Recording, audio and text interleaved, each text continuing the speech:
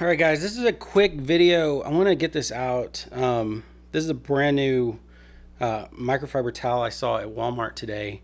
I'm not going to actually use it today because I don't have the weather for it, but I know these things are getting really, really popular, and I want to share this. I have a concern about it, and I want to make sure I get this out because if I don't share this, there's no way you'll find out about it until you've actually bought it. So I am a hobbyist. I bought a lot of microfiber towels. The information out there is overwhelming. I bought bigger ones, I bought smaller ones, I bought high-end ones, I bought cheaper ones. Last year I found these at Walmart.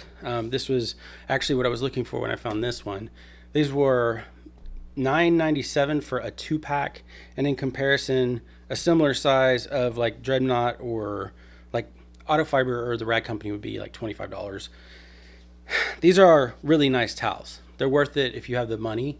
But I just want to say, like, I have used this 10 times or so. And when you use a good microfiber detergent, honestly, like if the internet hadn't told me that it was bad, that this was a 87-13 blend, I wouldn't even know. I found this thing to be durable. I find it to be the right size. It's thick, it's comfortable.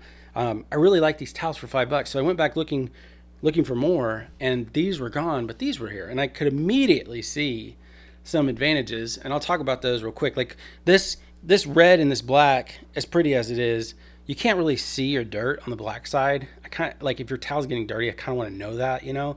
And then both colors have a tendency the first couple of times you wash them to bleed. So you need to wash them. You need to do that with all microfiber towels, even and especially the expensive ones. For some reason, the Rag Company towels, they all lint like crazy. And then the bolder colors will bleed over just like this one. Like it doesn't matter if it's the Rag Company or if it's Walmart, they all, if they're this color, if they're dark red, dark black, dark black, red, black, dark blue, any of that, I've had them bleed over into my other towels. So that's just kind of a given. But what I like about this is it is a better color. Like you can see your dirt better on gray than you can on black. I like this purple color. It's easy to distinguish it from the other ones I have.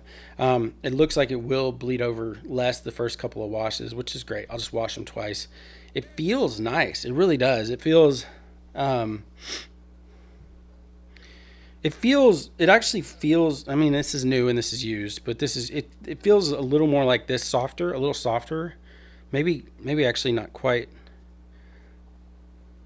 Both of these feel thinner than this one, which is interesting because these are the same GSMs, and this is supposed to be 1100. But anyways, everything checks out as far as, you know, this is an improvement, especially, and this is kind of my point. When you look here, it says 30-20, you see this? I'm sorry, 70-30 loop ultra absorbency, ultra soft absorbency. Sorry, I can't read. Okay, so then you're thinking, that's awesome. They're making a run at the high-end towels because that's basically what makes these more expensive. Some of these, this is representative of all the high-end towels now. It's not just specifically Autofiber. But the more expensive ones, you know, they're usually 70-30. They're a little more plush. They can be made in Korea. My car doesn't care if it's made in Korea or China, but people who care about towels do. And so all these are made in China. This one specifically. But the point is this feels like a quality towel, and it looks like it's 70-30. So I got excited, and then I flipped it over and started looking at it. And this is kind of the point of this video. Do you see this? If I said this was 70-30 and you put that on the front, the only reason you would put that on there is because it's a marketing thing, right?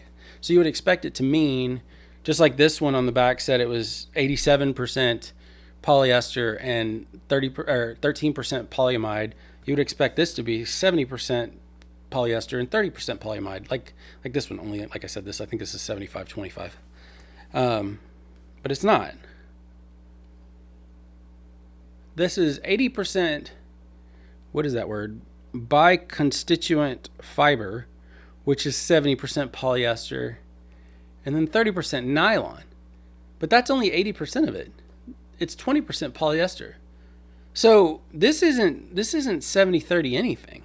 This is at best, I think if you do the math, it's going to come out to probably 76% polyester and 24% nylon. Now, nylon. Here's the thing. I am pretty sure that polyamide is a form of nylon. So that word doesn't scare me, except why would they not just call it polyamide? They did last year. Like when they used polyamide, they called this polyamide, 13% polyamide. Why would they say nylon? First off, why would they say it's 70? If they're smart enough to put 70-30 on the front, right? Like they're smart enough to know that people expect to see polyamide, not nylon. And then why would you put 70-30 on the front if the material isn't 70-30? I mean, you have to do a little math equation. If they're playing word games, it feels like. I might be wrong. Maybe this is absolutely the best way to do this. But it seems to me like somebody at Walmart found out that possibly, I don't know, this is just speculation, that this was a great towel, and the one complaint people had was it's not 70-30. And so they came up with a way to put 70-30 on the front. And if that's the case, I'm disappointed, truthfully. I really like this towel. I would have bought it. I might not buy it because I don't like this. This is not, I mean, somebody can reach out and tell me this doesn't matter. And I just don't understand. I mean, to me, this is like, it's like that scene in Anchorman where they're like talking about the cologne that's 60% of the time and works 80% of the time. He's like, that doesn't make sense. This doesn't make sense, And, I mean, it's like saying a cupcake is sugar-free, and then you get into the recipe and you realize, well, the cake part's sugar-free, but the icing isn't. I'm going to eat the whole cupcake, especially me. So I'm going to use the whole towel. I would like it to be, I mean, honestly, if it's 76 or whatever I said, 76-24, that's really good. I mean, that's on the par with this. Why would you punch it up? If that's not the case, like that, you were good enough. Especially at $5 a towel. So I just want to get that out there. And like I said, it feels like a great towel. I would have bought it if they kept it how it was before. I mean, this has been a great towel, but, I'm a little concerned about why would they mislead, or why would they tell us about one of the materials? Why would they punch that up on the front when it's only 80% of it? And then, why would you say nylon? Why would you say nylon instead of polyamide if it's polyamide? If you're smart enough to know 70-30 is a thing, you're smart enough to know people are looking at that it's the polyamide, the polyester that people are concerned about. So anyways, probably going to be great towels. I'll use them. If you guys are interested, I'll report back. I have a feeling by the time I get some use and I feel comfortable with them, the internet will be full of videos talking about how great they are. Like, again, these have been great towels. And I mean, hopefully this is an improvement. But yeah, I just don't know that they needed to do this. I think just saying it was 75-25 or whatever the math turned out to be would have been fine, and people would have bought it. I mean, we buy these, and they're great.